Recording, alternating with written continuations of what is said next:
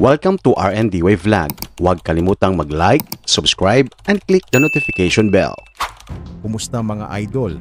Ngayon ay pag-uusapan natin kung ano-ano nga ba ang pagkakaiba ng mga barkong pandigma tulad ng destroyer warships, frigates, corvettes at OPVs ayon sa kani-kanilang kakayahan at mission. Ang videong ito ay request ng ating solid idol na si Sir Freddy Atoli. Ang mga barkong pandigma tulad ng destroyer warships, frigates, corvettes at offshore patrol vessels, OPVs, ay may kanya-kanyang tungkulin at kakayahan batay sa kanilang disenyo at misyon. Narito ang kanilang mga pangunahing pagkakaiba. Destroyer warships ay malalaki, mabilis at mabibigat na armadong barko, karaniwang ginagamit para sa air defense, anti-submarine warfare at surface warfare. Ito ay may kargado ng maraming armaments katulad ng advanced radar at missile systems para sa air defense, HAL Aegis Combat System, torpedoes at anti-submarine missiles, surface-to-surface missiles. Ito ay multi-role, ginagamit sa malalaking naval battle groups bilang escort para sa aircraft carriers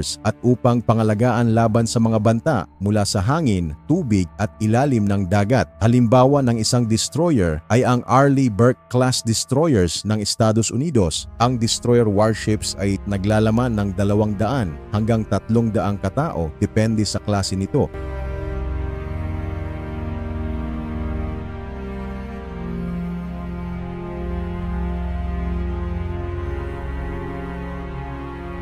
Frigates. Ang frigates ay isang medium-sized na barko na multi-role din, ngunit mas maliit kaysa sa destroyers. Nakatuon sa anti-submarine warfare, ngunit maaaring magbigay ng suporta sa air at surface warfare. Ito ay may mga dalang armamento katulad ng surface-to-air missiles at anti-ship missiles, torpedoes at sonar systems para sa anti-submarine missions, mga light to medium caliber na baril. Mission nito ang pag-escort ng mga barko, pagprotekta sa mga convoy at pagpapatrol sa mga karagatan. Halimbawa nito ay ang Freme-class frigates ng bansang France at Italy. Karaniwang naglalaman ng 100 at 50 hanggang 200 katao.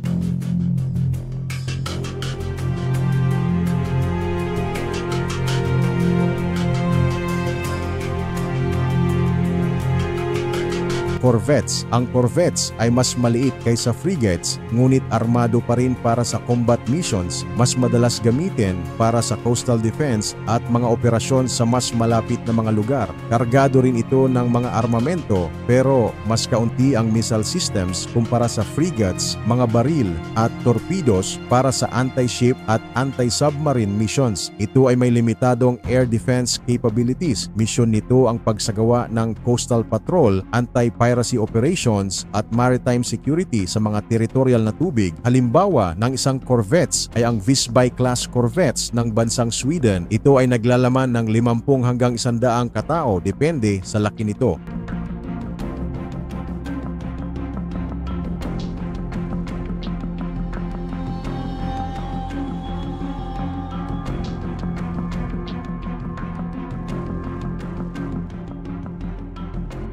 Offshore patrol vessels, OPVs. Ang mga OPVs ay mas maliit at mas kaunti ang armamento kumpara sa corvettes. Idinisenyo para sa pagpapatrolya at hindi para sa direktang labanan. Ito ay may limitadong mga light weapon systems tulad ng machine guns o light naval guns. Karaniwang walang missile systems na dala. Mission nito ang pagsagawa ng maritime patrol, humanitarian assistance, search and rescue, SR, anti-piracy at law enforcement. Halimbawa ng isang OPV ay ang Rever-class OPVs ng United Kingdom. Ang mga OPV ay karaniwang nagdadala ng 20 hanggang 40 katao lamang depende sa laki nito. At yan po ang pagkakaiba ng mga sasakyang pandagat na ito. Bago tayo magtapos ay big shoutout po muna sa ating mga top commenters at new subscribers. Shoutout kina Idol Freddy Atuli ang may request ng videong na ito, Idol Jun Suwaib, Idol Antonio Pauyon, Jefferson Gaming YT,